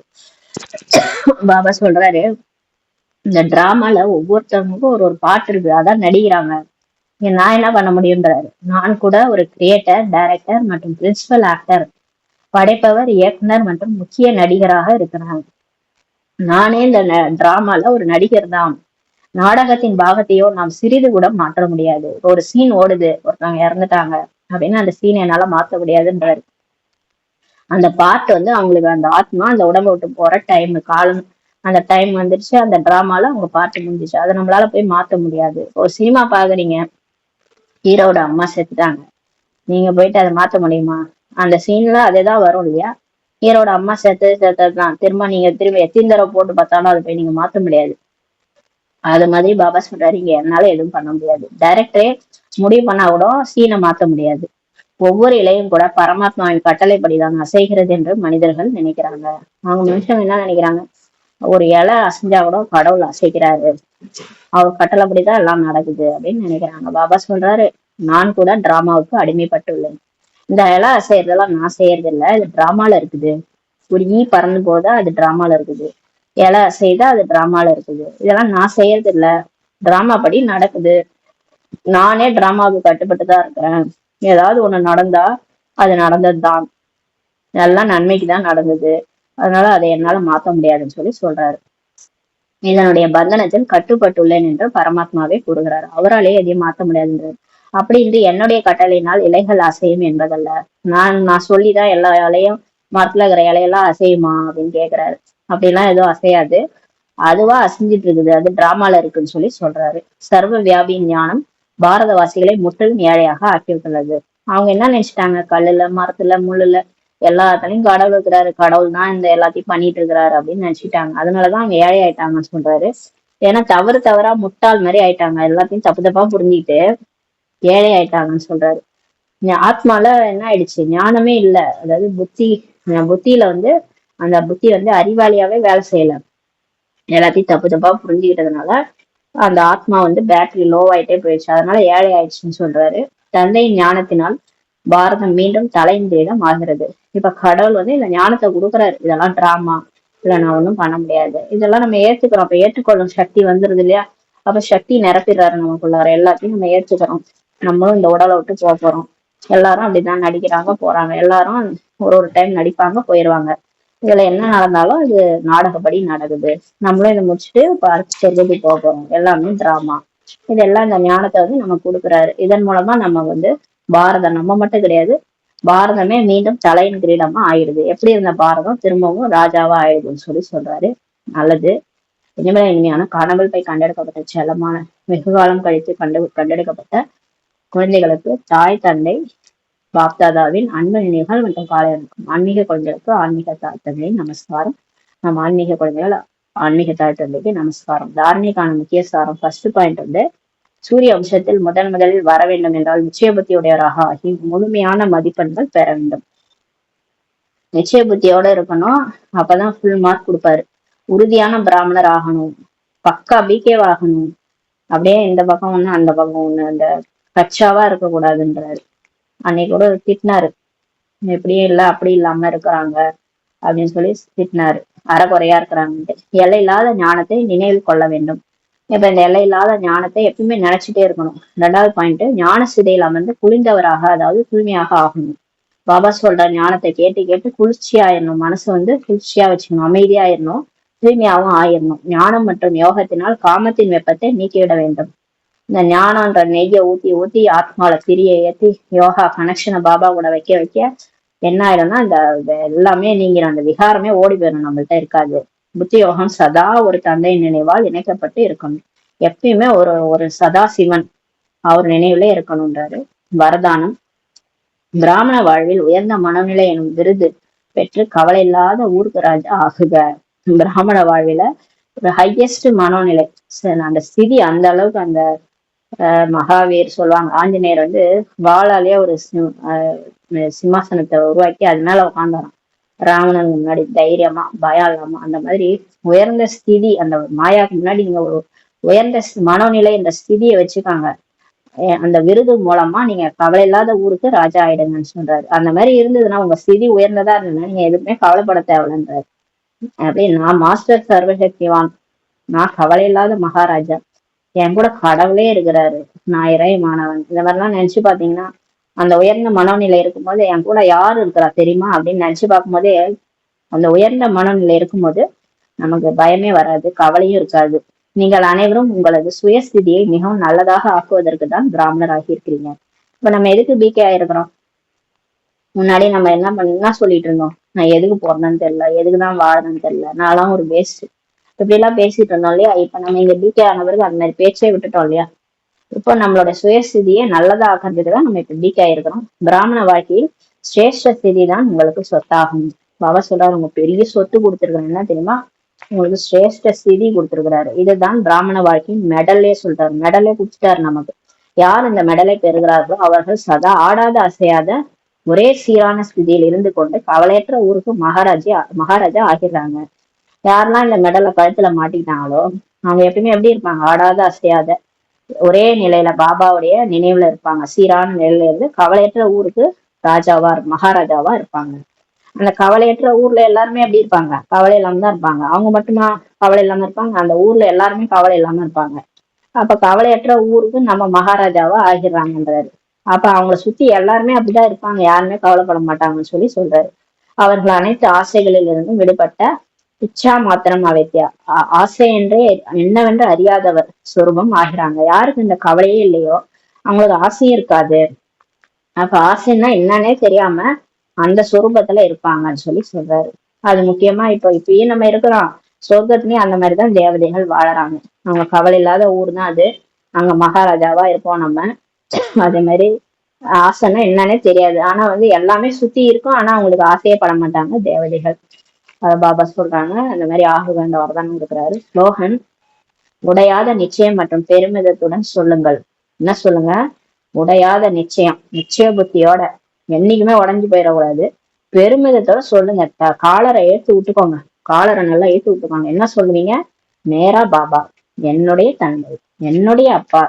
தைரியமா சொல்லுங்க. உடையாத நிச்சயத்தோட பெருமிதத்தோட சொல்லுங்க.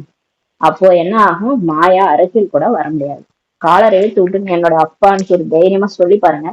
இந்த மாயா உங்க கிட்டவே வராதுன்னு சொல்லி பாபா சொல்றாரு. சாந்தி.